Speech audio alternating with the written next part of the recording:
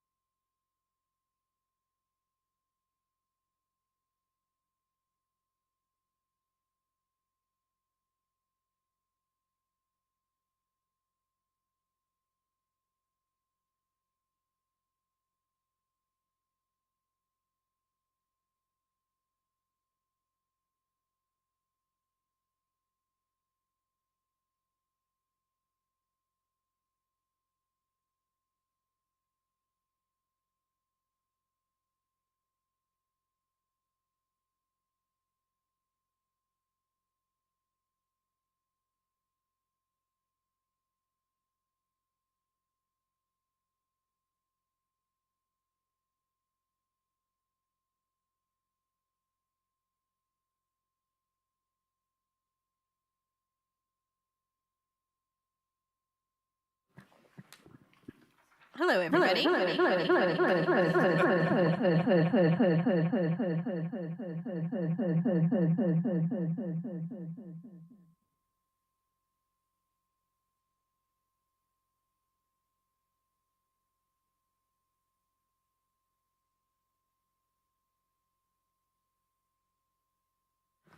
Testing.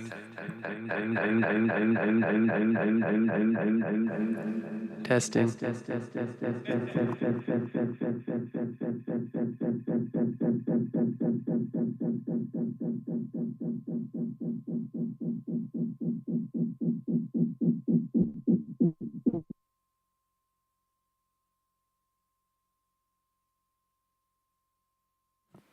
Testing.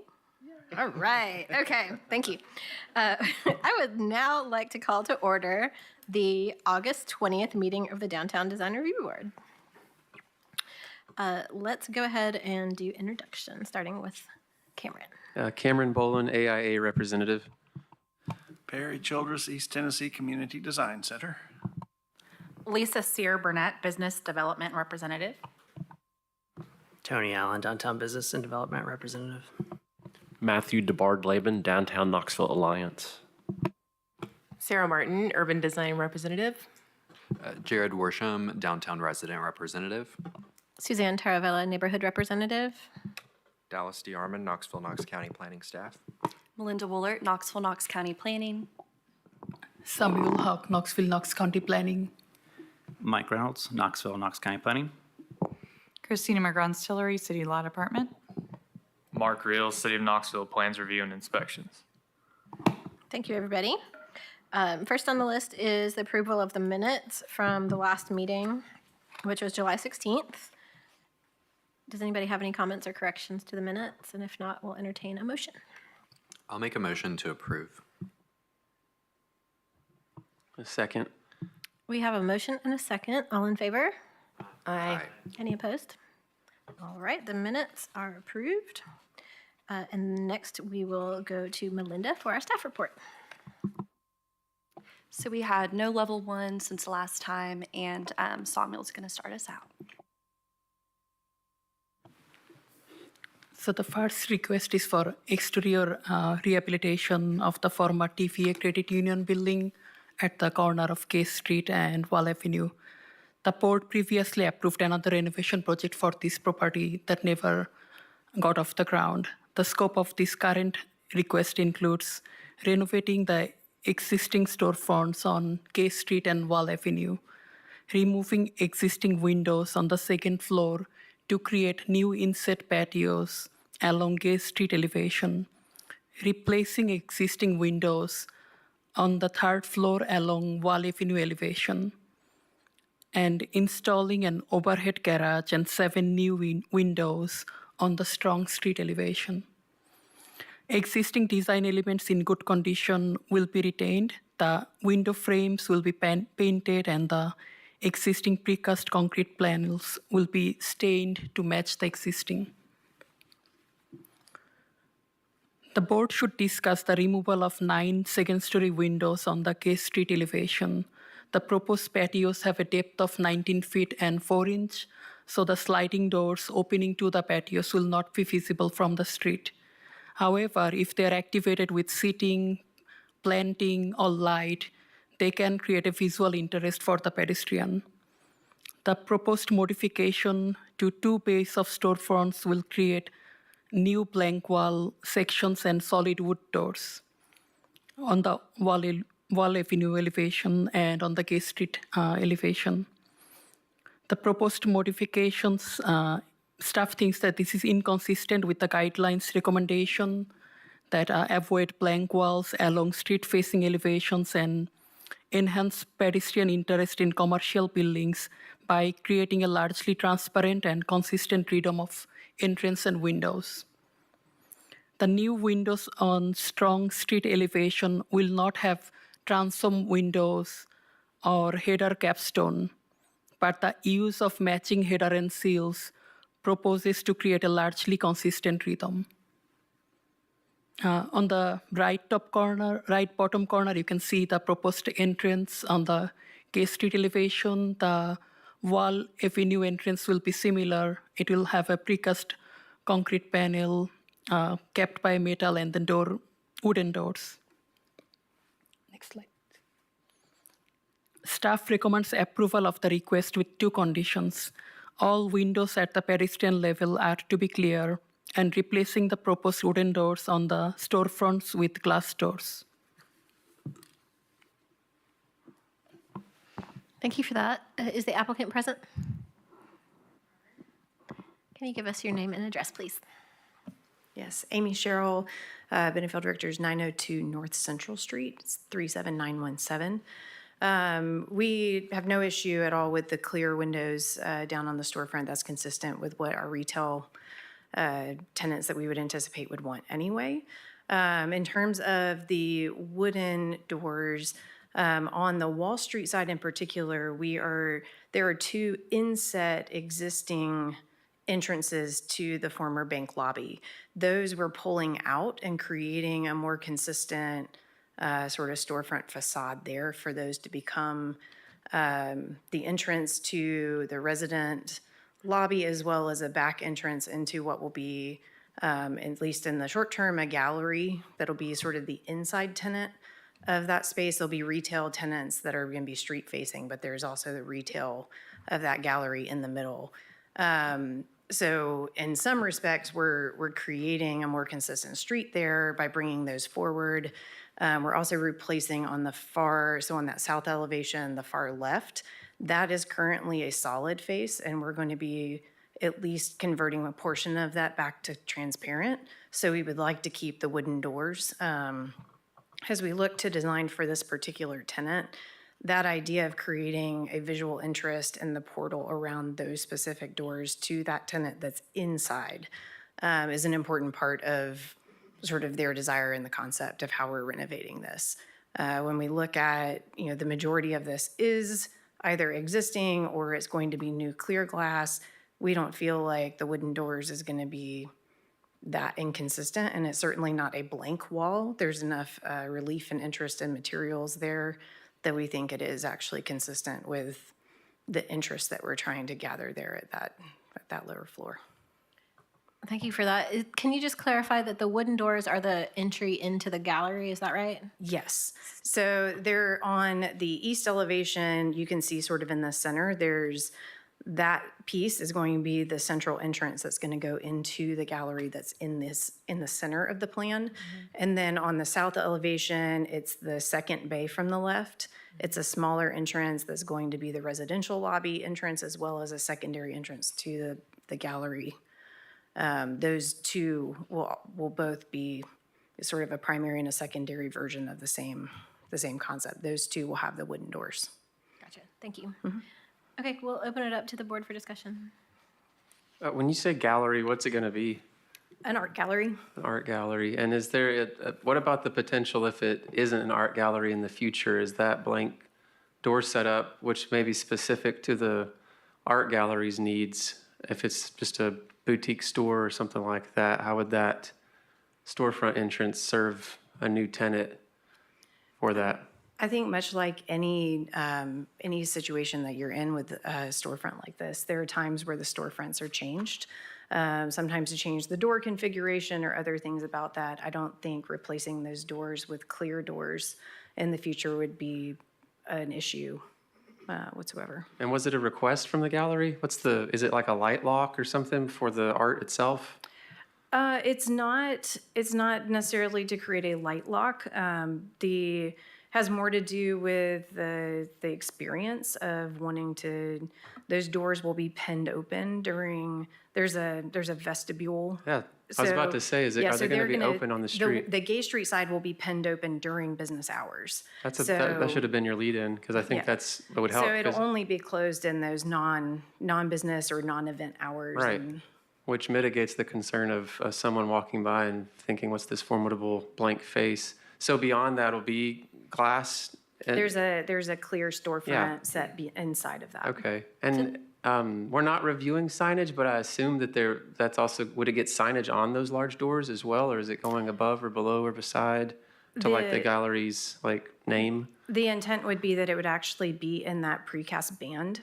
above it. So where you've got kind of where the mouse is Yeah. right now, it would be Right. consistent there is more of what you would expect, not on those doors. So you'll have to resubmit that at some point for the signage.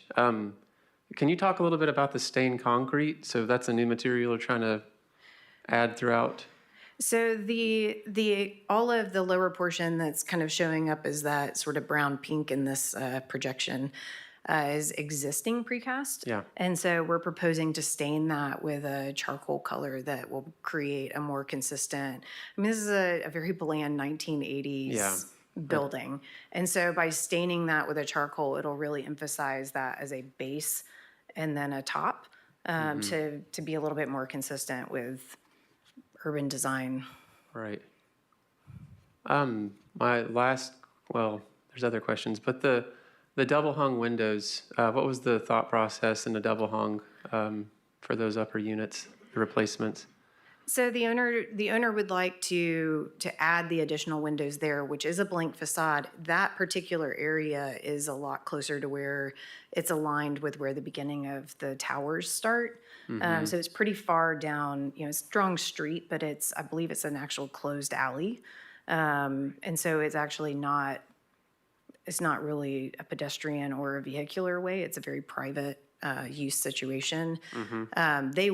Because we're looking to add new, they wanted to go ahead and look at being able to open those as being able to get, a little bit more connection as opposed to trying to modify, all of the other existing in that image. It's taking advantage of that brief moment to be able to have operable windows. Right. And just overall double hung, I mean, the adjacent windows being fixed and then having the detail that they do and the, well, see, the drawing I have doesn't have the transoms. It doesn't. It's on the bottom left here. So the west elevation, Strong Street, Yeah. it's the 7 that are of darker tone. So, but the top right image on the south elevation has transoms over double hungs. Those windows are all existing. And those windows, the Okay. double hung is actually, they're not double hung. The wall avenue are going to be replaced. And they would like for those are where bedrooms are, and they would like to be able to have the airflow in those. And there's an specific egress areas. requirement for them to flee in an event. We have plenty of exits to not have to, and sprinklers to not have to deal with egress, but You don't have to have an egress window. as long as you have sprinklers and proper exits. So it's purely to have the airflow. Yeah.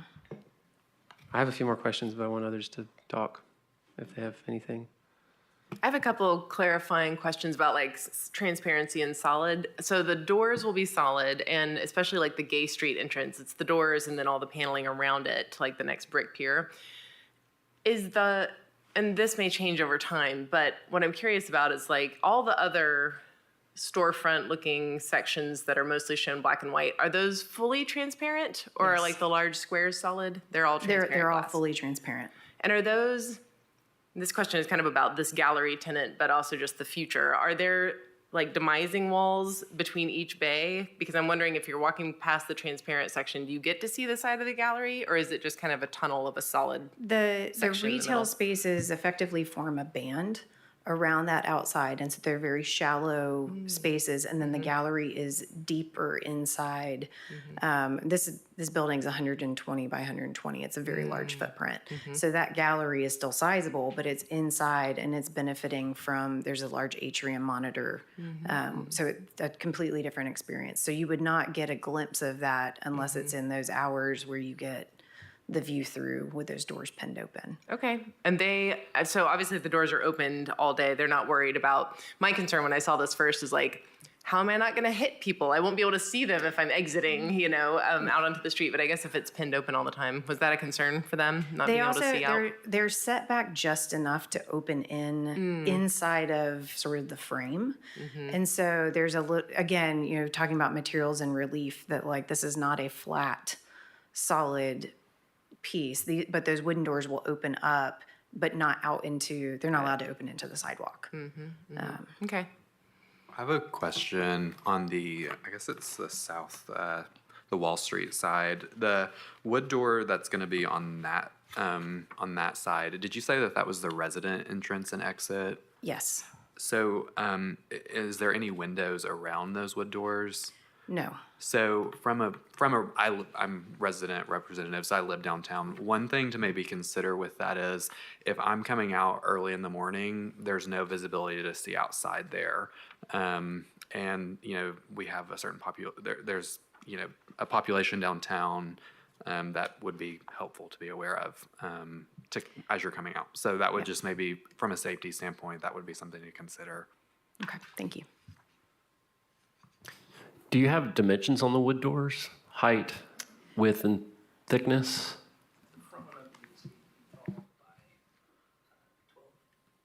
So the Gay Street panels are a lot wider, 8 foot tall to be consistent with the other doors and sort of patterning of that. So they're both 8 foot tall, but these doors, I believe, are 12 total, so six and six. So those are like big slabs that'll open and pin into place that'll be part of that. And then the residential side is more of a traditional 3 foot. Okay. And do you know how thick the doors are?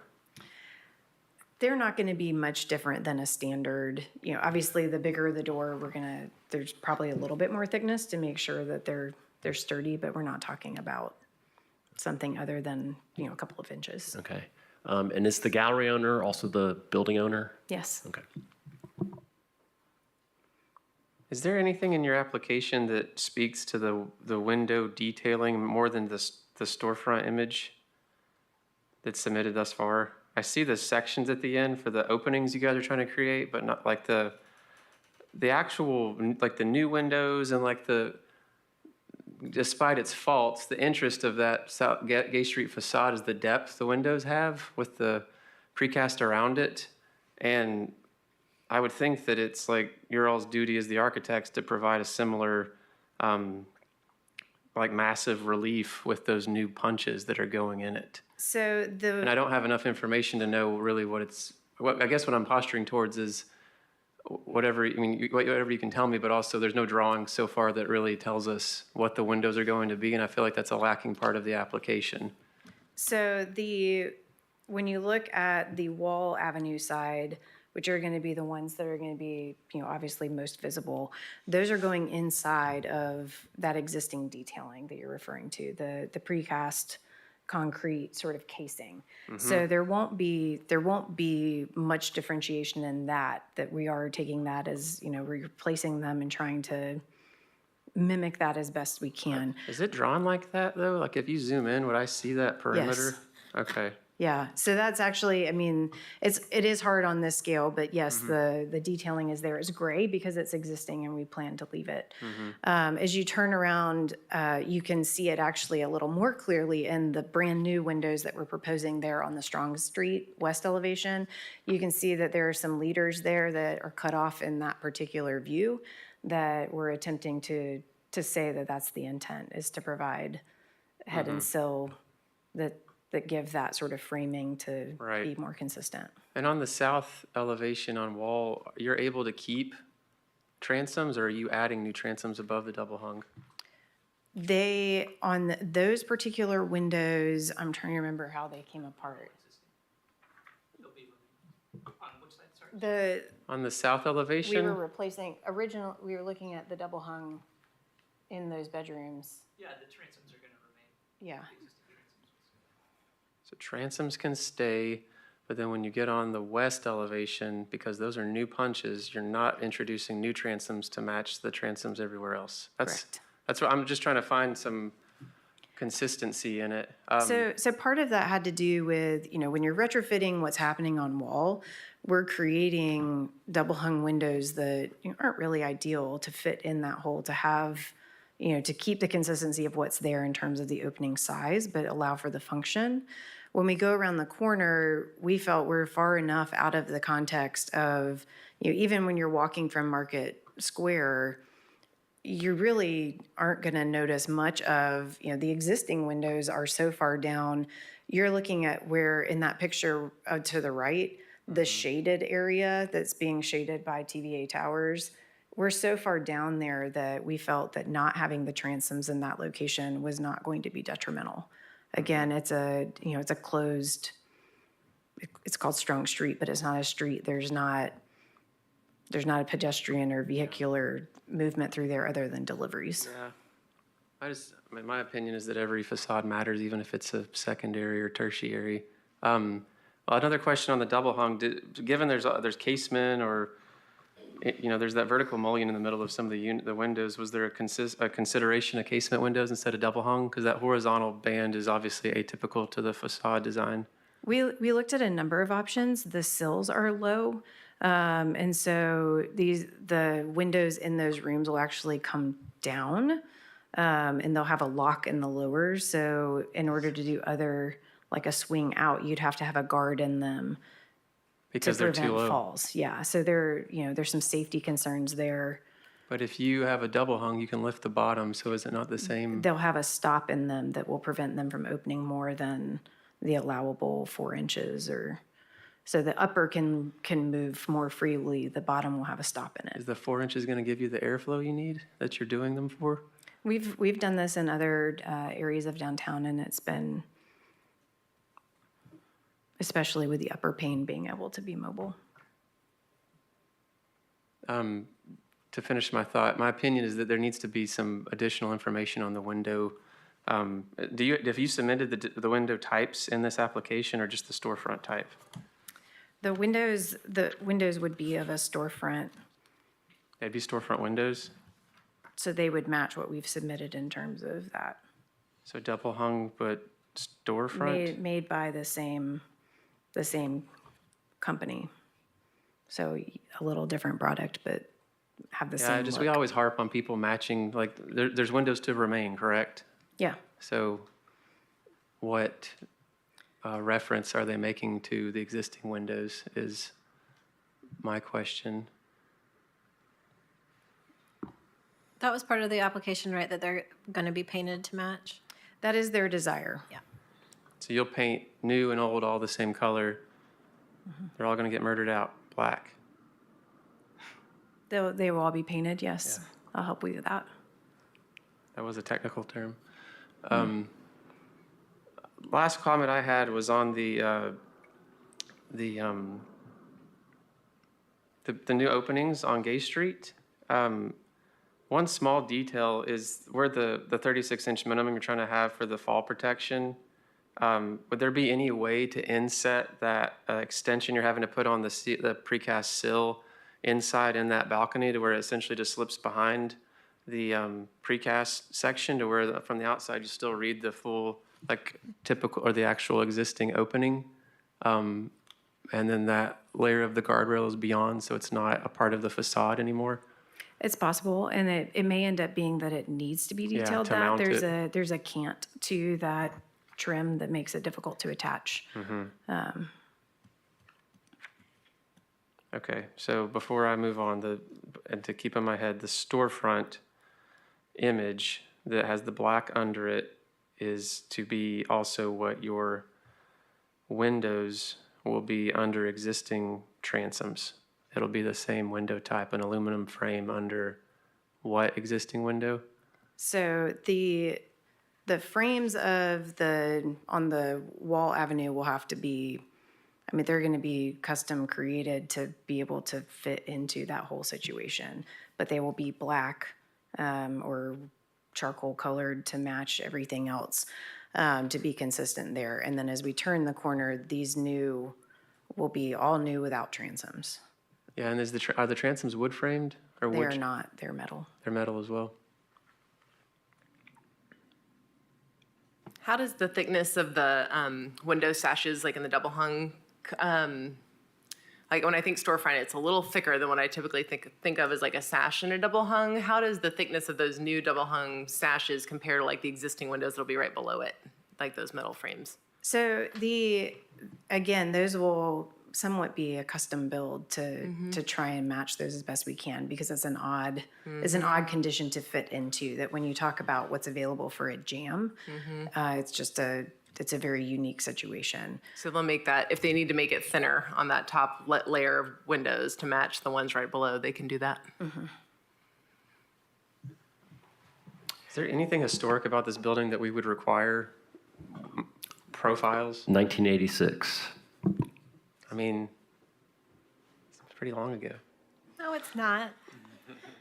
That's so long ago. Doesn't make 50. Okay. It's And, Wayne Reed, actually. yeah, it is? Yep. Okay. I've got a question about the soffits at your carved out balcony and also at your new storefront locations. I didn't see anything in there about those because they will play a pretty important part of the pedestrian experience. When they're looking up, that's pretty much all they'll see. So is there a particular material you have in mind for those balconies? I don't believe we've gotten all that far other than, it's going to be an outdoor space and making sure that it's an appropriate material for those conditions. We're working with an existing structure and slab and have to be very particular about how we close that up to. Sure, that makes sense. How deep are those balconies? They're close to 20 feet deep. Okay. Yeah, so I imagine those balconies, especially at night, they'll have a glow to them. So that's the end. Yeah, I would like to see a little bit more detail on those ceilings. And then also at your storefront where you're proposing the stone facade, will that wrap up into the ceiling or into the soffit, or is that something else? So the condition that's there, it's kind of an odd, there's some funny layers to how that already works, and the idea would be that it would be consistent with how that looks now. So in the few instances, so the third picture, the bottom left, where we're taking out that marble to create the additional storefront, that marble is set back similar to the way the other glazing that's existing currently is. So will be the relief of that, if that's what you're aiming for, will be very similar. So that condition of what's underturned is an existing condition. I see, okay. And then to Cameron's point about the windows on Gay Street, the new ones above, I do agree that the double hung nature of it gives a horizontality. You're talking about Wall Street or Wall Avenue? Oh, Wall Avenue, yeah. Yeah. Yep, Wall Avenue. I think that it gives a horizontality that's inappropriate for that street particularly. I don't have any issue with the Strong Street. I know I've worked on a project in that alley and it's literally nobody goes down it. It's a dead end alley. So, but on the Wall Avenue side, I think a casement or awning would be more appropriate for this particular size site. Was there any consideration to that or? Like I said, we looked at various options of how do you, if you're wanting to open the window, you're opening it to try and get airflow. Currently, those windows have a very slight tilt to them, but you're talking about like very few inches of what's actually there, and they don't, from having been in the building, it does not provide sufficient airflow if that's what you're trying to get to. So going with the double hung was our way of being able to manage the safety concerns of the fall protection while also allowing that top slide to come down. And we've done similar things in other projects downtown, and we felt that that was consistent with how we've handled it in other cases. Okay. And then just to clarify, the tilt is the discrepancy between the frame of the transom and the sill. Is that right? That they're not aligned correctly to accommodate It's just the existing ones. Some of them have a tilt function, and I think they just... Oh, they have a tilt function. It's not just the dimension of the wall itself. Correct, Oh, yeah. okay. It's like a built-in, it's like a lock on it, I guess. Gotcha, that- okay. Very slight, and it's only some portion of them, it's not all of them. Gotcha. Okay, thank you. Will the wood doors have this chevron pattern? No, not necessarily. That was just to illustrate that they would be, in fact, a more monolithic slab look. On the Gay Street side, is on that far right side, is that granite remaining there? That has, I think it currently has the TVA Credit Union logo kind of engraved into it. Is that remaining? The granite is, there's been discussion about whether, that it would be replaced with some of the panels that we're taking to remove the TVA, or if we're going to try and the TVA credit union isn't a historic name, so it's difficult to say that it's important to, preserve that, whereas other buildings in downtown, the historic name is more pertinent. So we've gone both directions, but the idea is that it would remain the granite, whether it'll be replaced with another piece of granite that we're removing maybe from the Wall Street side. So I don't know if that answers that or not. Yeah, it does. Thank you.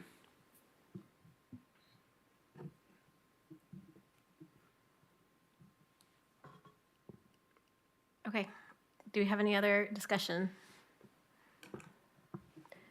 I'm still thinking about those windows. I think it's preferable to have an interior rail and a casement or awning style window, because that's what you experience from the exterior. And then the interior rail kind of serves that.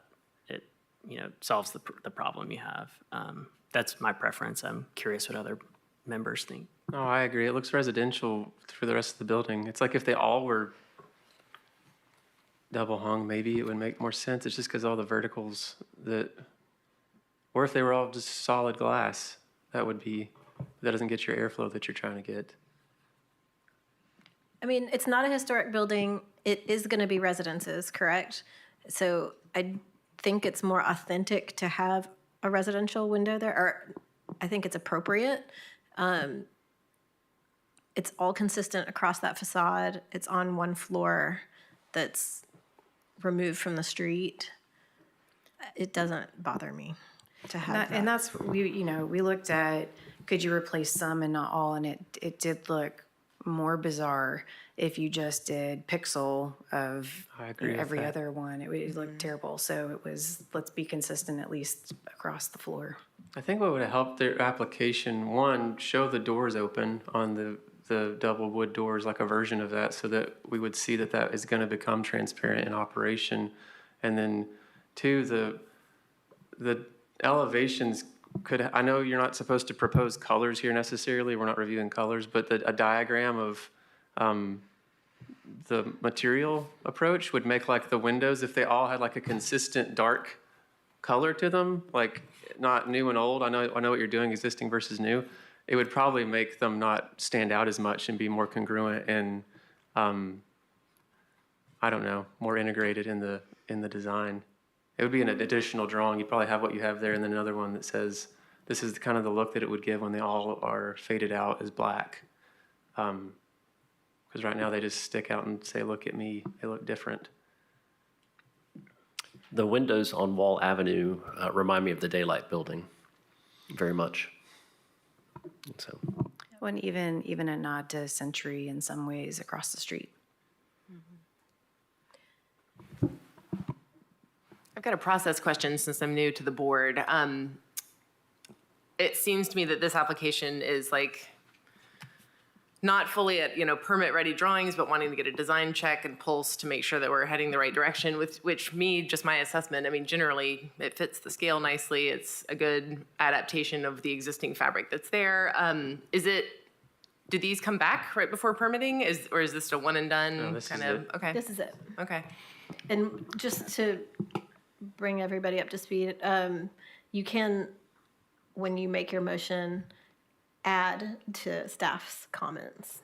So you can make a motion to either approve or deny and then make your own conditions in addition. And in that case, we would also, going back to the original, we would ask that you strike the number 2. Yeah, I would like to make that motion. So. Go for it. All right, I would like to make a motion that all windows at the pedestrian level are to be clear, striking the second recommendation. Can I make an amendment? Yes. I think I'm totally fine with the opaque doors. I do think that we should see the actual ones chosen when they're chosen, just to confirm that the design intent is clear and that they're not just like painted blank doors. I think there needs to be some kind of like elevated component to them. So that would be my only. Would that be us or staff? That's just what I was about to ask you. Staff. Typically we've done submittals to staff at that level if you have something specific that you want to see, sorry, I'm microphone's Oh, here. there you are. I would suggest bringing it back to the board unless you have something very specific that you want staff to approve. Because a wood, panel door like shown, Yeah. we could see that it's a wood panel door and then it's flat, and that has some like general wood texture to it. But if you want something specific, we're not going to be able to. That was my feeling too. I think the board needs to see it. I would approve everything else and just like to see the door specifically when they're chosen. Is there a way for the board to review that outside of these sessions? I think our issue is kind of to your point, Sarah, is that from an order of operation, you have to have these approvals, and it's a very timely process of length. And then to time that also with our submittal to then plans review. I know they check to make sure we've had this approval, but there's a lot of parts there, and we're trying to also make sure we have reins around not then adding 6 or 8 weeks to timelines that is about a door. To hold up your whole review. I get that. You could submit the doors when you submit for the sign for the building. Oh, that's a good idea. I would also like to add an amendment to see the material of the soffit as well, if that's okay. Matthew? I can't remember in the discussion earlier, is there plans to submit for signage? There will have to be at some point that there will be signage. Part of it is we have an idea of how we want to sign the building, and that will relate to the building as a whole as well as the gallery, because there's the developer and that's kind of all one entity. How we end up deciding to come and request that on the retail is still somewhat of a branding discussion of how we want to control that too. So.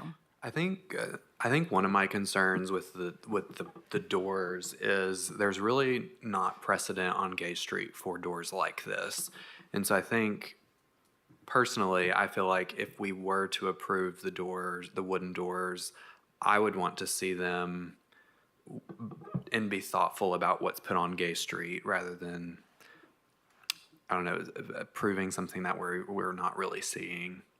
Because I just think that's such an important area where a lot of people are going down through there. I don't know. Those are my thoughts. I mean, it's highly stylized. It's at night when you're walking down it and it's closed, which I don't know that it will be closed very much at night if it's a gallery. But then it has what is it, like the lanterns? So it's going to have actual gas lanterns. Well, if the gas lantern part is going to be a discussion with building code, but that's the intent, is that they have that aesthetic to them. So there's certainly a facade style to that. I mean, like, at what point will the doors be shut? Like, when the gallery's going to close at 11? I mean, it's a gallery. I'm sure it's going to be open late. I don't have any idea what their hours are, but yes, So that's the it's- intent. And they do hold after-hours events and other things, so it's going to be fluid. I guess that's just when are the doors ever even going to be closed to be visible? I think it's just an overnight security issue because there is a recess in the facade and it's a vestibule. And so I think, if the place is not occupied, then you don't want people in the vestibule, right? That's logical. I appreciate what you're saying, though, Jared, about more information on the wood doors and that whole assembly, because it's on Gay Street. Even if it was built in 1986, which was not that long ago, it's still on Gay Street, and it's a very important street for Knoxville. I do think that it's very exciting that something's going into that building because it's been vacant for so long. So I'm excited for the project. I just think I'm a little apprehensive about the doors. Yeah. No, and I'll say too, I mean, right now, the Gay Street, the only door that opens on Gay Street is granite. So currently there's an exit door that's in that granite panel, and that's the only actual operable piece that functions on Gay Street. The rest of that is just window into the gallery, and they're not even full height. It's never used, yeah. I don't think there's an argument that the pedestrian experience is greatly improved with this project. So I don't have any concerns about that at all. From a procedural standpoint, I do think we want to see the doors because it is, it does matter how they look. I like the idea of resubmitting just the doors with the signage. So I'm not speaking for you, but just procedurally, can we say that it's approved contingent upon the doors being submitted along with the signage. You could have a condition such as the final doors to come back before the board with the signage application. Okay. That doesn't address Tony's. I would just hesitate to define that it has to be back with the signage, just in case they want to separate them themselves. They can bring it back with the signage, but I would just Okay. let them Decide submit that the on their own. application. Okay, that's helpful.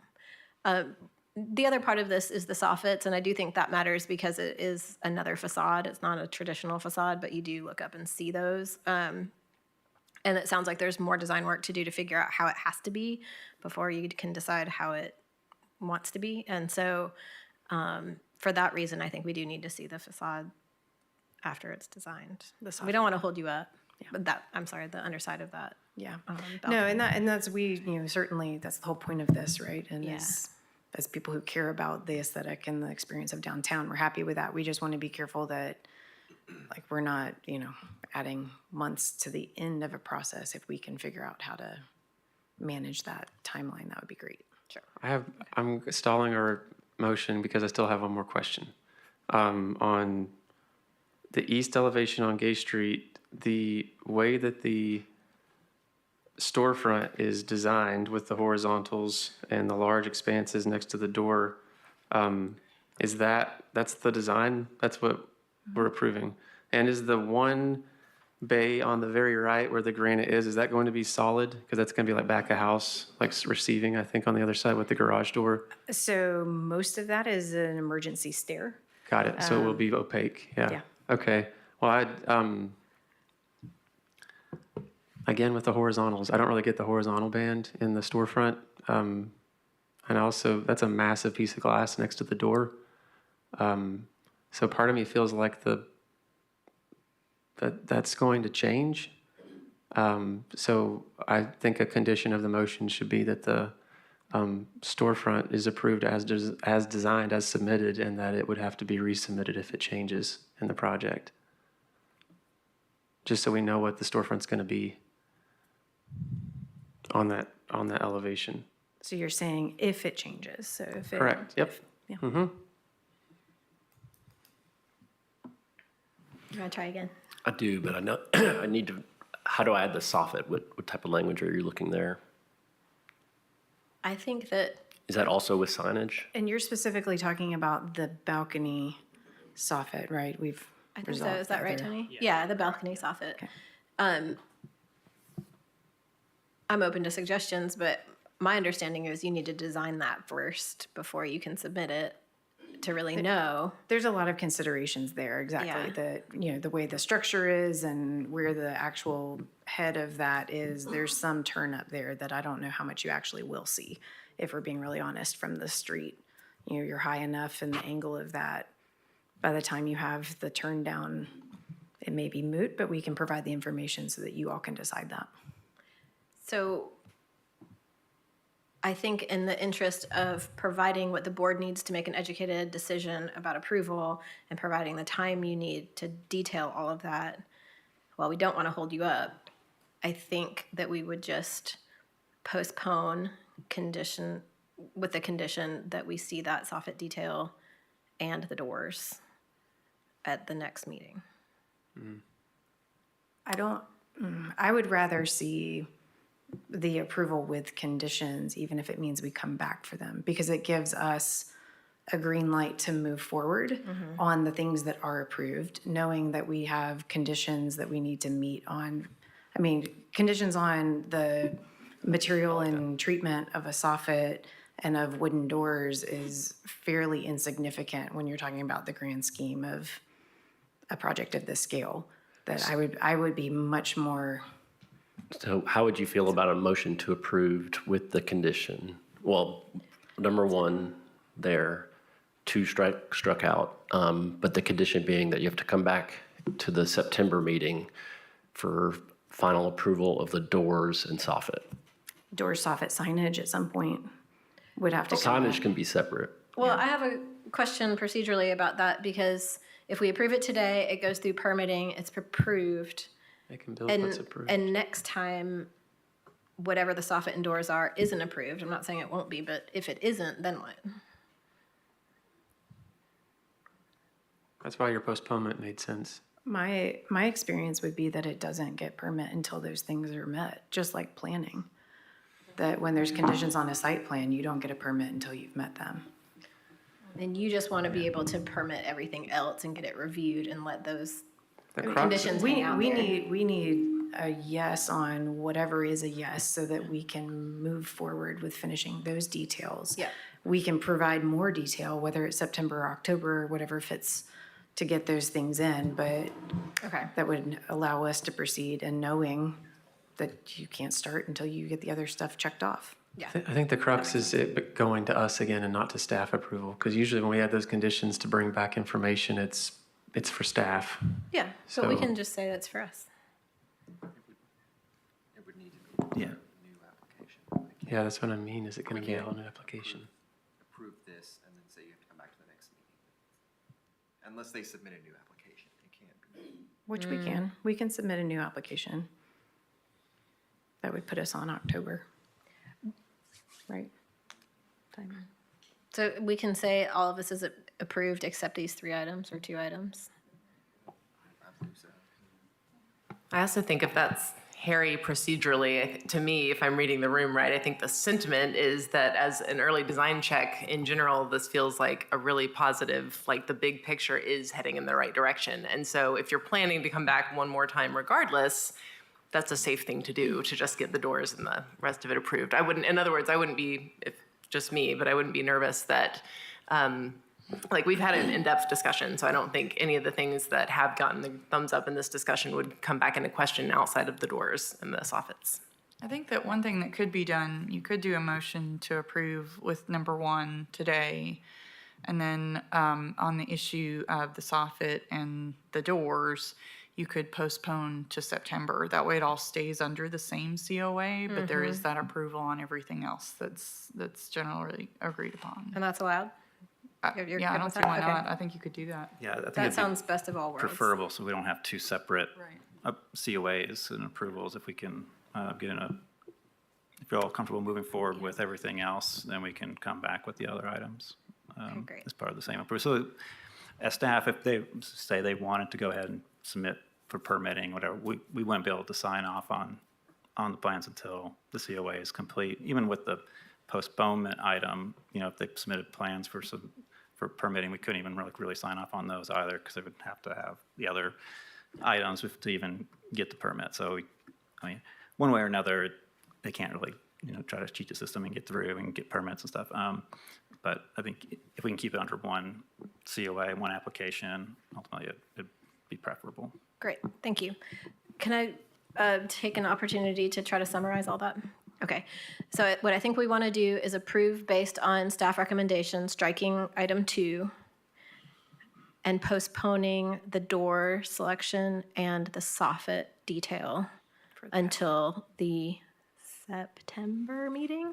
I think you could say September. If they're not ready, I guess we could just postpone We that could until request the to next. postpone if. Yeah. Great, okay. Is everybody cool with that? Okay, do you want to say that? Sure. I would like to make a motion to approve per staff recommendation, striking the second recommendation, postponing approval of the doors and soffit to a future meeting. And I would add one condition to that, that the storefront has to be as approved, unless if it isn't, that it has to be resubmitted. Isn't that already the case, that if you change that, it would be over the Perfect. allowable variance? I Yeah. don't think that's allowed anyway. Yeah. Okay, that's my motion. I second. Okay, we have a motion and a second. All in favor? Aye. Any opposed? Okay, that motion carries. Thank you very much. All right, that was number 1. Moving on, we have 120 South Gay Street, which is item 8B25 DT. So this request is for a rooftop addition to the leftmost unit of the commerce building. Lindsay was the planner in charge of this case. This is a revision of the previously approved case. 3C 24TT that allowed the installation of a new rooftop deck and pergola. The applicant has provided a line of sight drawing illustrating the proposed pergola's lack of visibility from the sidewalk across the street. The deck area largely remains the same as the last proposal. It will be set back 4 feet 4 inch from the edge of the building and will be enclosed by 42-inch tall guardrails. The height of the pergola structure will be 10 feet 1 inch, which is less than 4 inch than the previous approval. A minor extension to the existing penthouse is proposed along the entrance door. The commerce building is a contributing resource to the southern terminal and warehouse district, so the historic resource section of the guideline applies. Rooftop addition have been approved on historic buildings downtown when they are not visible from the street. With that, staff recommends approval of the request as submitted. Happy to answer any questions. Hi, can you give us your name and address, please? Yes. Logan Higgins, 133 South Gay Street. The changes from when we last brought this are mainly in just how the roof deck is accessed. We changed that up a little bit, and so it's pretty minor modification. However, I want to request, if this is possible, the previous version that we had, the pergola structure had like members over top, that like a trellis member that extended over top. We are in the process of figuring out material and pricing for different materials. The owner would like to do what we've most recently submitted, which is just the solar shades, but because this is only, and we only request this because this isn't visible from the street in either scenario. We would ask that we let staff be able to approve either pergola design style, whatever the final is, and we're doing that as a deferred submittal, so it'll be kind of like phase 1, phase 2. They really want to get the roof deck installed, so that they have like family events and things coming up. And so that's why the pergola is a little bit up in the air right now, or is not as urgent to have that figured out. So if it's acceptable to allow approval or allow staff to allow approval of either scenario, then that's what we would request. Thanks. Thank you. Just to clarify, the solar shade option, has that been submitted to staff? That's the version right here, yeah. So the only difference is the structure of the pergola is pretty much the same. The difference is the solar shade option does not have the trellis members up on top. It's just fabric. Yeah. And it's not visible. It's not visible in the drawing, or it's not visible in real life? I'm asking if it's not visible in real life. It's not visible. Neither. Is it flat? Yeah, it goes in between the structural frame. I see. Okay. And yeah, neither of them would be visible from the street. Okay. Thank you for clarifying. Yeah. Okay, we'll open it up to conversation. So just real quick, typically, we don't want to have approvals where we don't have specifications in front of us, especially for a record perspective. We want to make sure that we have everything in there. However, I do think it's okay to delegate some authority to staff to approve. But since there are no materials on what this other option would look like, it might be good to set some expectations and boundaries and standards for staff to be able to issue that approval. So on the screen, we can actually see the previously approved plan for the pergola that was approved last year. That's the one that has the actual wood members. So the change is that previously it was a pergola overhead, and now sailcloth is proposed. So is the application we're looking at now and voting on now fabric or wood? It's the fabric. And Okay. apologies for making this confusing. And I believe we did send, I know it was last minute, I think we emailed a drawing that showed this version with the pergola, with the trellis members. Because we're seeing both. But your intent is one or the other. Yeah, I think they're showing the previous application at the same time, or going back and forth between those. Yeah. Gotcha. Okay. So all you would see is the structural frame, and then when you went under it, you would see the fabric, and it's Exactly. tensile fabric. Yeah. No pergola members, horizontal members. Yeah. Okay. Thank you. And you don't see any of it from the street. And we have drawings for both options, so I don't see an issue with leaving it to staff. I mean, we've approved it with the wooden member already, and they wants the option of doing the sailcloth. We have both submitted, and neither are visible. So I would make a motion to approve with staff final review on whether it's the wood pergola or the sailcloth. Second. And is that, Perry, is that with the understanding that it would not be visible? Can I make a clarification? The wood version may be aluminum, just to meet fire standards. So it looks wood, but it would be a aluminum frame structure. Just, thanks. Would look. Okay, we have a motion. Already seconded it. Oh, and a second. All in favor? Aye. Any opposed? Okay, that motion carries. And just to make sure you all got that language, did we have to clarify anything? Okay. Okay, great. Thank you. Thanks, Logan. Okay, next up, we're moving to infill housing. The first one here is 3112 Rector Street, which is case 6A25IH. This application is for a duplex fronting Rector Street, and it was postponed last month, and the applicant has submitted new plans since then. The two-story duplex is 28 feet wide by 55 feet deep, with one unit in front of the other. Each unit features a 3-bay facade with a full-length 8-foot deep porch and 2 projecting bays with windows. The rear elevation is a primary entrance for one unit and mirrors the facade. The left elevation features 5 windows on the second story, and the first story features 6 windows, 2 of which are on one-story massings projecting from the facade.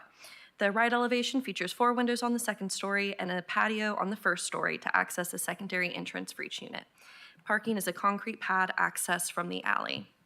The applicant intends to use the middle housing standards, and review now occurs separately during permitting. The DRB review focuses on how the project meets the infill housing design guidelines, and some site plan and elevation revisions to meet middle housing standards would require additional review. The duplex is proposed to be set 32.6 feet from the front property line, and the average setback of the block face is 15.8 feet, with adjacent houses at 14 feet and 9 feet. So the house should be moved closer to the front lot line to meet infill guidelines and middle housing standards, and the final site plan should include a walkway from the front porch to the street. The parking pad access from the alley meets the design guidelines, and the site plan features a tree in the front and rear yards. The block to receive new construction is characterized by craftsman bungalows, modified Queen Anne cottages, and infill construction. The duplex is generally proportionate to the dimensions of the lot and other houses on the block, and is similar in scale to a single-family house. The 28-foot wide duplex is compatible in width with the original houses in the neighborhood and meets the maximum building width and depth requirements for middle housing. However, the duplex is deeper than the other houses on the block. The side elevations are large in scale, but attempt to break up the massing with bay windows on one side and trim separating each story. A recess or projection will need to be added to the left elevation to meet middle housing standards. The 2-story building is taller than the context, as the block only features 1-story houses. The duplex also features a 1-foot 8-inch tall foundation, which increases the building's overall height. The board should discuss the height and depth of the duplex. It should be noted that the applicant revised the elevation and site plan to reduce the depth of the duplex to meet middle housing standards after the staff report was initially posted and the case files have changed. The new elevation drawings do not depict the building on grade, but the initial drawings seen here do. The full-length 8-foot-deep front porches with 8-inch square posts meet the design guidelines. At least a 612 roof pitch is required for middle housing standards and is also the minimum pitch approved for infill housing. The design benefits from the front gable massings, partial cornice returns, and rake mold trim, which should be retained in final construction. The large building may also benefit from additional variations in roof line, particularly on the larger side elevations. The half-light panel door with a side light and single-hung windows are compatible with the context. The front, rear, and right elevation feature sufficient transparency, but additional windows should be added to the first story of the left elevation to avoid large swaths of blank siding. The lap siding, shake siding, and asphalt shingles meet the design guidelines for material. The block foundation should be parge coated or clad in stucco. The board should discuss the proposed height and depth of the duplex within the neighborhood context. Along with any necessary revisions or conditions, staff recommends approval of Certificate 6A25IH, subject to the following conditions. The final site plan meets city engineering standards and to feature a walkway from the front porch to the street with major changes to the site plan to return to the board. The front setback to be revised to align with the front setback pattern of the block face. A recessed or projecting feature be added to the left elevation to meet Article 4.6.E.4.B and meeting all relevant standards of Article 4.6 and Article 9.3J, with minor revisions to be approved by staff. Additional windows be added to the first story of the left elevation to be approved by staff. Final construction to retain the partial cornice returns, rake mold trim, and other details as depicted, and the foundation to be parge coated or clad in stucco, with final drawings showing foundation height on grade. Thank you for that. Just to clarify before we get started with the owner, is it the left elevation or the right elevation? The left already has... The right elevation is the one that will have to have that additional projecting massing. I believe that should be... I think that needs to be... Yes, I can... corrected. Yeah. Okay, thank you. Is the applicant present? On Zoom. Can you give us your name and address, please? And you are a little bit quiet there, so speak up, please. Okay, my name is Autumn Marnell. Our office address is 303 Bob Smith Lane, Knoxville, Tennessee.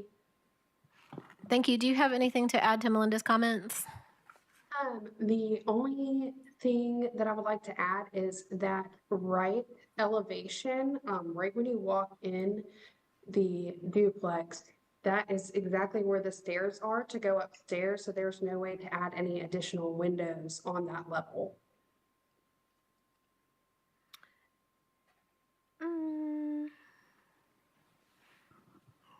Okay, we'll talk about that. Thank you. We'll open it up for board discussion. Could you pull up the one that we're reviewing, the one with the actual base, please?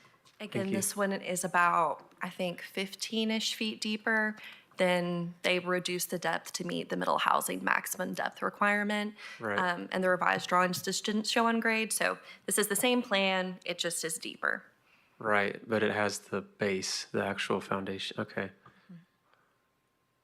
Which I wonder if that stair access on the right elevation counts as projection that's needed for detailing or not, or nuance.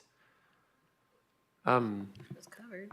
I'm glad to see a new thought on duplexes, and I also am glad to see a front face of a building, which could be argued, but I think it's nice to see a front face of the building actually facing the alley where they'll be approached, because I think that's a underutilized portion of our urban fabric, is to be able to actually have activity on our alleys. And I think this is an interesting way to address both density on a single family lot, but also engage the other side of the street, other side of the property.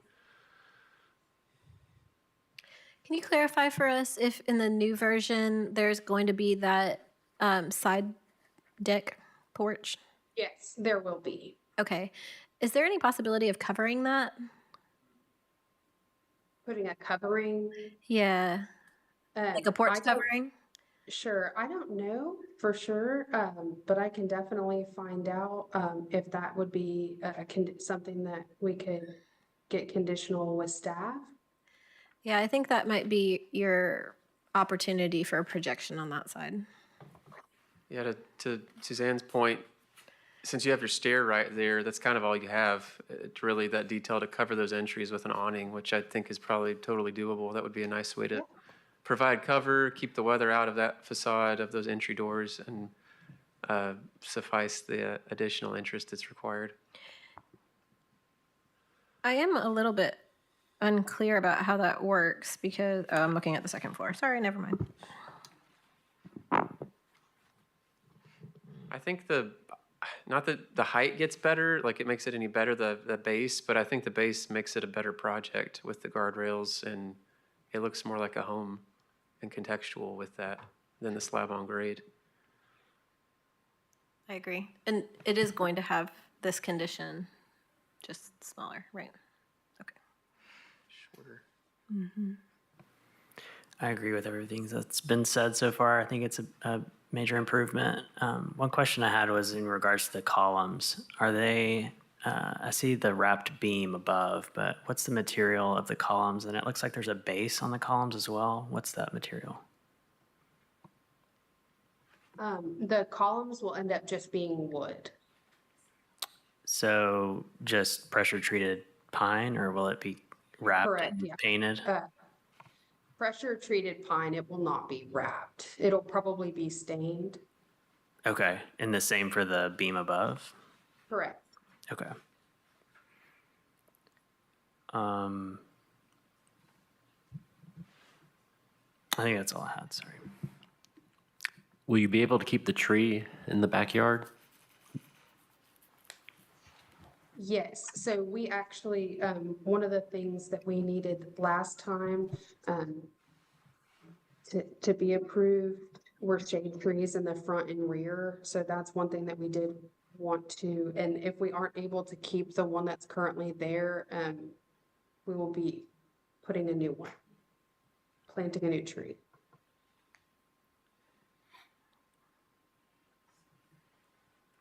And just to clarify, the parking for these is the street on one side and the alley on the other? Is that right? Yeah, the parking's in the back. You can access it directly off the alley. Okay. I missed that. And well, that's a middle housing question, but are 4 units required, or 4 parking spaces required for the duplex? So the requirement is no parking if it's within a quarter mile and 0.7 parking per unit if it's not within a quarter mile. So I'm not sure if it's within a quarter mile of a permit, but if we don't go by that, then it's only going to be 1 parking for 2 unit. Yeah. Yeah, I was just going to offer that as something you should investigate in the middle housing review is, do you need to have 4 spaces that give you a backyard or more of a yard? And probably it'd be cheaper. So the requirement would either be 1 if it's outside of a transit or 0 if it's within a quarter mile of a transit. Mm-hmm. The additional parking doesn't bother me. If I were renting this, I would want a parking spot. Oh, it doesn't bother me. I'm just offering that as the middle housing standards worked hard to reduce parking requirements, and I just want people to be able to use them if they can. Yeah. Okay, do we have any other questions or discussion? Back to the columns, I want to make sure that we know what we're getting with this. So if they are pressure treated pine, I just ask that they're at a substantial enough width, so 6 by 6 or so, that feels like it's supposed to be that way and not like it was an afterthought that it didn't get wrapped. They're proposed to be 8-inch square columns. Okay, perfect. Great. I didn't see that in there. In reference to the height, it looks like there's several 1.5-story homes directly adjacent. Not that first one we're seeing, but the red roof back there. Yeah, the context primarily features 1-story houses with 1.5, with like the dormer, but there are no 2-story houses on this block. And do we know how much deeper this house is compared to I'm trying to remember with them having revised the depth. I think with the revised depth, it's about 5-ish or so feet deeper than some of the others. Oh. Again, it's 55 feet deep, and that's like measuring from that top cantilever. Yeah, the house just to the south of it is about 50 feet deep. It's like 48, just looking at the footprint, might be porch included in that.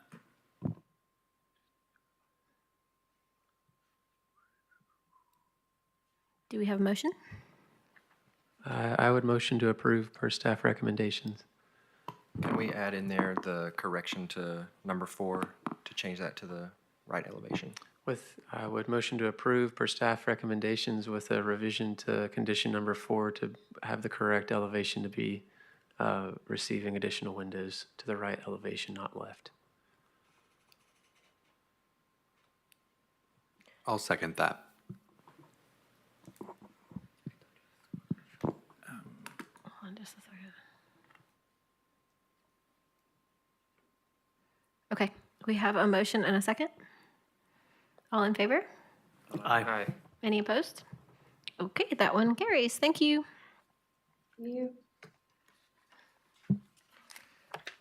Next up, we have 3300 Orlando Street, which is case 7B25IH.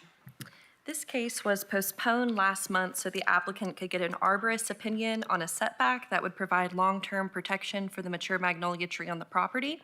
Since then, they've slightly reduced the building depth and revised the front porch design. The house now features a half-length front porch, and that will be set 45 feet from the front lot line, with the main massing at 53.5 feet. The city's urban forester recommended that the side of the house closest to the tree be set back 51 to 55 feet from the front lot line for the long-term health of the tree, which you can see here in his email. The 45-foot setback in the revised plans would not meet the front setback standards of the base zoning and would thus require a variance via the certificate of appropriateness issued by the Design Review Board. The board can issue variances if they are necessary, quote, in order to realize the principles associated with the guidelines. The board previously approved a front setback of 45 feet and 1 inch in 2022. In the opinion of staff, the revised design and front setback meet the intent of the design guidelines by allowing the tree to be preserved without significantly disrupting the setback pattern of the block. The final site plan should include a tree in the rear yard, and the parking meets the design guidelines. The block to receive new construction is characterized by one-story minimal traditionals, craftsman bungalows, and English cottage revivals. The 27-foot wide by 57.5 feet deep house is generally proportionate to the dimensions of the lot and historic houses on the block, and the overall massing has been reduced from the previous designs. The board extensively discussed and ultimately approved the 2-story height compared to the context in 2021 and 22.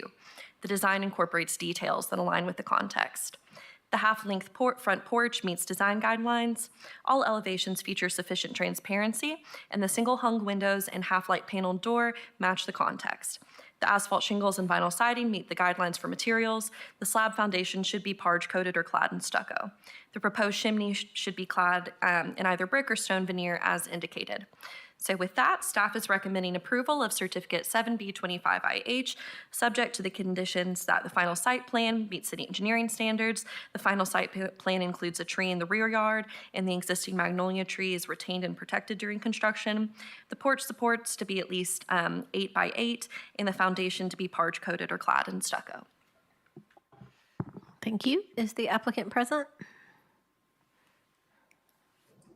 Yes, my name is Kelly Hutchins. I'm here.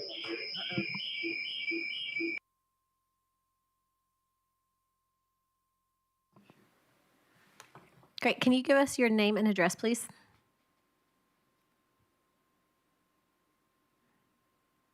Uh-oh. Did we lose you? Hello, are you there? He's there. I'm his wife. My name is Liliana Burbano. Okay. Can you give us your name and address, please? Sure. Liliana Burbano, and the address is 3810 Fairmont Boulevard. Great. Thank you. Do you have anything to add to Melinda's comments? No. Okay. Then we'll open it up for board discussion.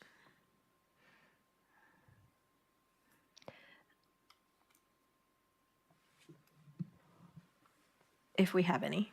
I was just gonna, the last time we had this, we said just grab a dimension line from the center of the tree to the building to know exactly why you're setting it where you are. So I don't see that, but I see a lot of text that says, this one says the 45-foot maximum setback will impact about 20% of the tree critical root system and needs an additional 6 to 10.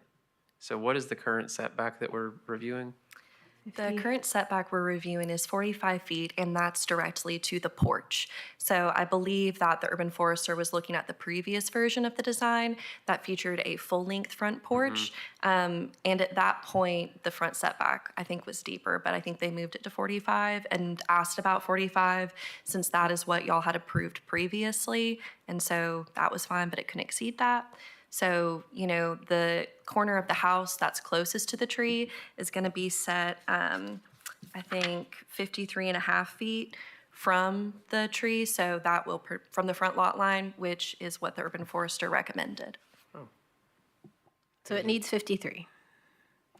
It's 53 and a half feet to that corner, but to the front porch, it's 45 feet. Got it. Gotcha. Okay. But we've got thumbs up from the urban forester that distance is the math that is required to keep it from it. That's what we were thinking last time. So, okay. Yes, that's his recommendation. Okay. If we don't have discussion, then we'll entertain a motion. I motion to approve per staff recommendation. Second. We have a motion and a second. All in favor? Aye. Any opposed? Okay, it carries. Thank you. All right, next up, we have 3305 Savoy Street, which is item 8A25IH. This application is for a new single-family house on Savoy Street near the intersection with Divide Street. The house is 1 story and 64 feet wide by 46 feet deep, not including the rear deck. It features a 6 foot wide by 8 foot deep stoop supported by 1 8-inch square column, and parking is a front entry 2-car garage accessed from Savoy Street. The average setback of the block face is 24 feet with the adjacent house at 21 feet. The house is proposed to be set 33.7 feet from the front lot line, so the house should be moved closer to the front lot line to align with the existing houses. Design guidelines discourage parking in the front yard, particularly front entry garages, and state that garages should be at least 20 feet behind the front facade. The garage should be omitted and replaced with parking that meets the design guidelines, or its location should be revised. There is a healthy, mature oak tree at the rear of the yard that should be retained and protected. The final site plan should indicate trees in the front and rear yards. The block to receive new construction lacks significant context as it primarily features vacant lots and infill construction from the last 5 years. The 1-story height is compatible with the context.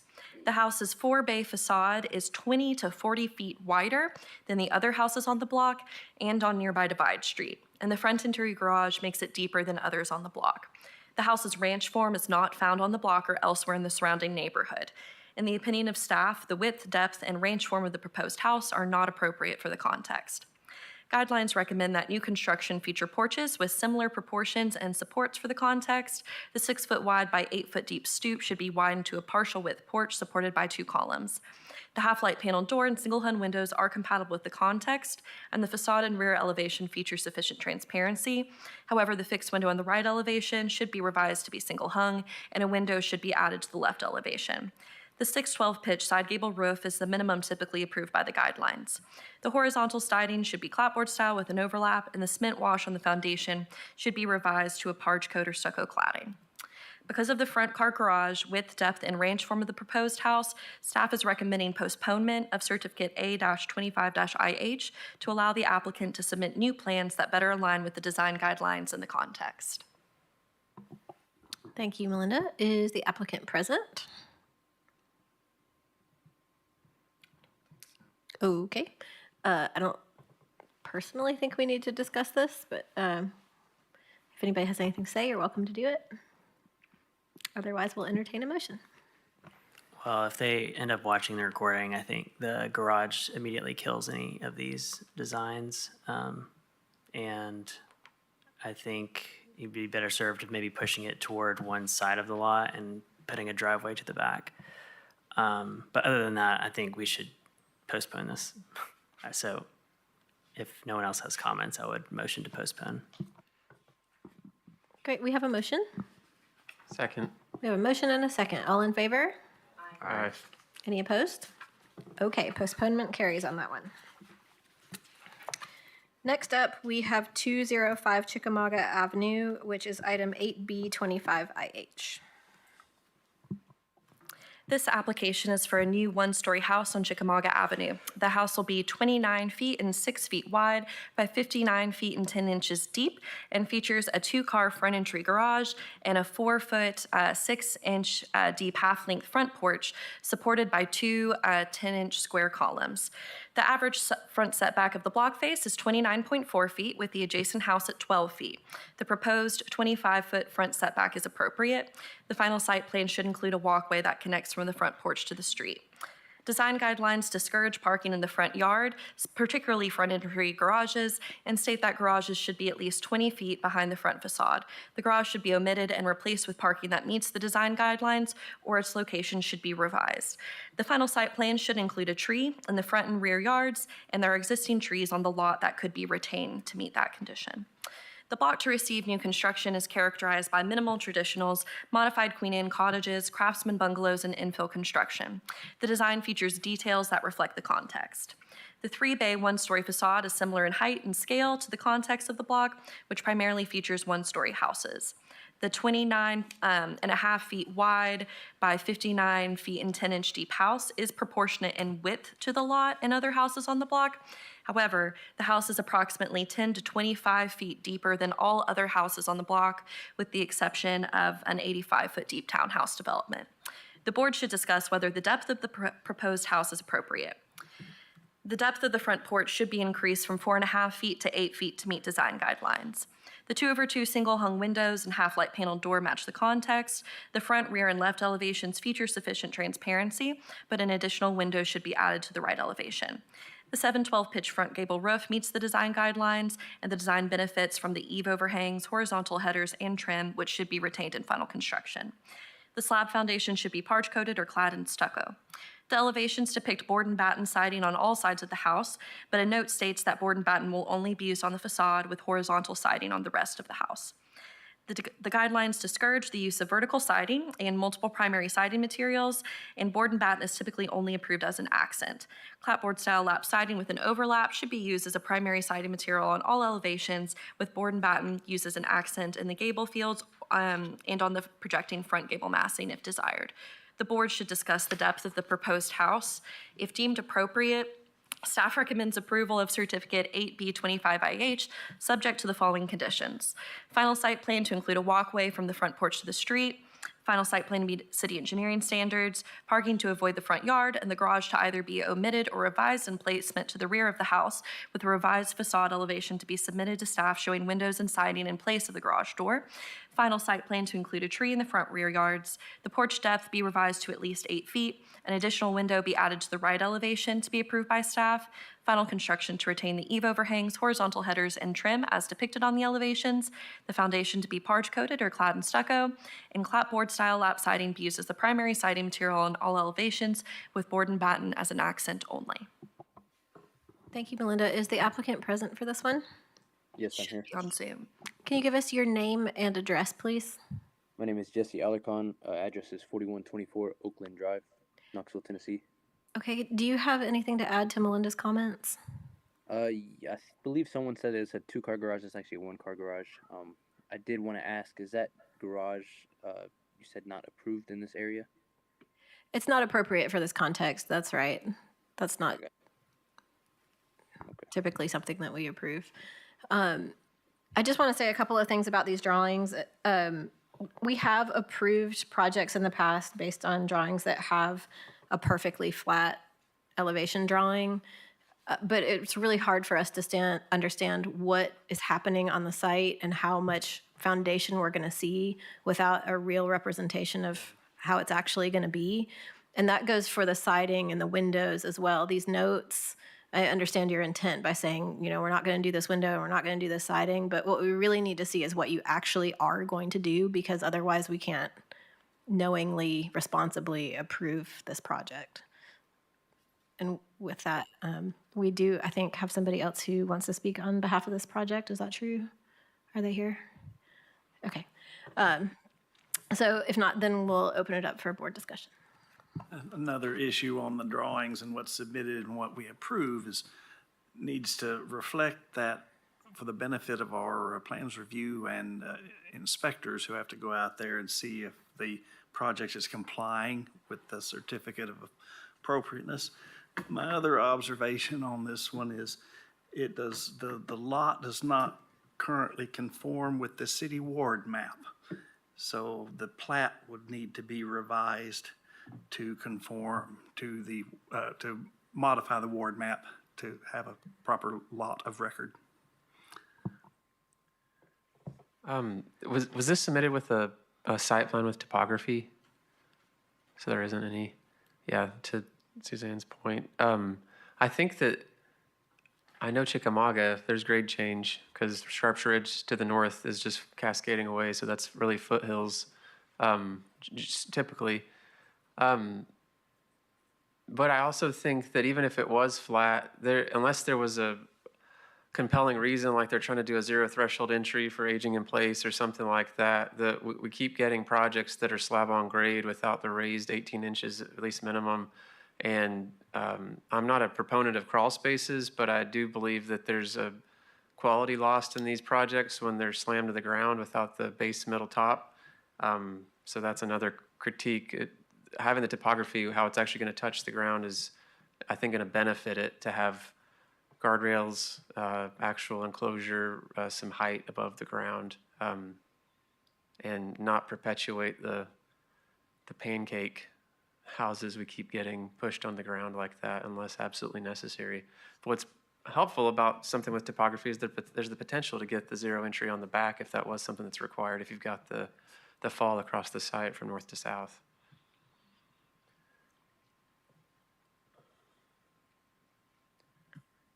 If I may, there is kind of a slight hill towards the rear side of the lot. We plan on grading that out to where it's an even slope to the front, and the water drainage, there's actually a drainage, a city stormwater drainage on the right side of the front property, or the front corner of that property. There's a drainage where you're gonna aim all of the water overflow to that area.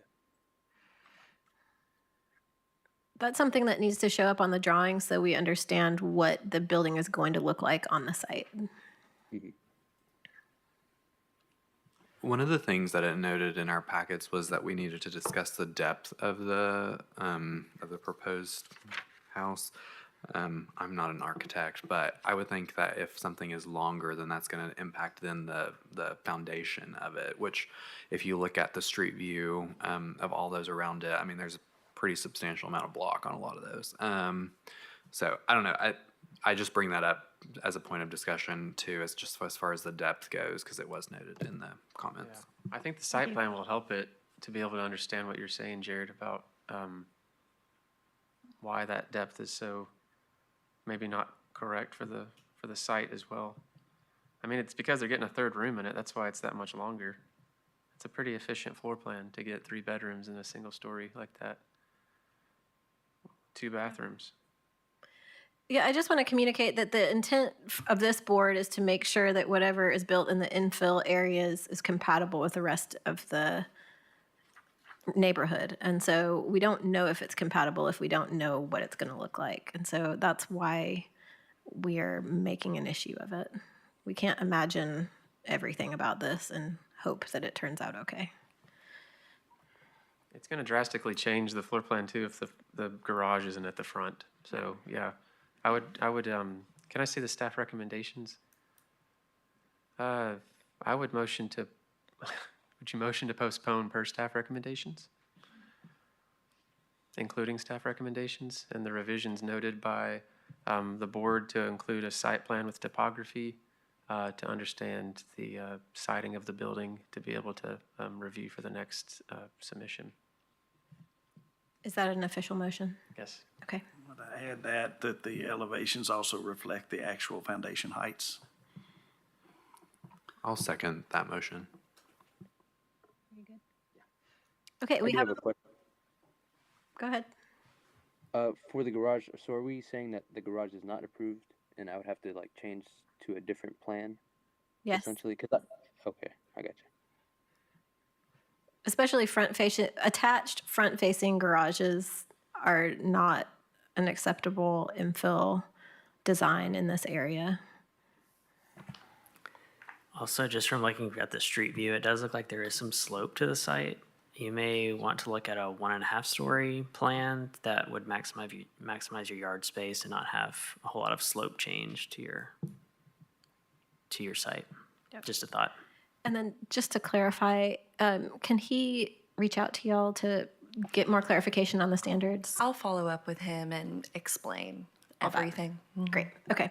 So you have some support with the staff, though they'll help you make sure that the next iteration is compliant, more compliant. So we have a motion and a second. Does anybody need it reread? You're good? Okay. We have a motion and a second. So all in favor? Aye. Any opposed? Okay, that one carries. Thank you. And we do have a workshop after this, but we're going to adjourn this meeting and then take a 5-minute break and then come back.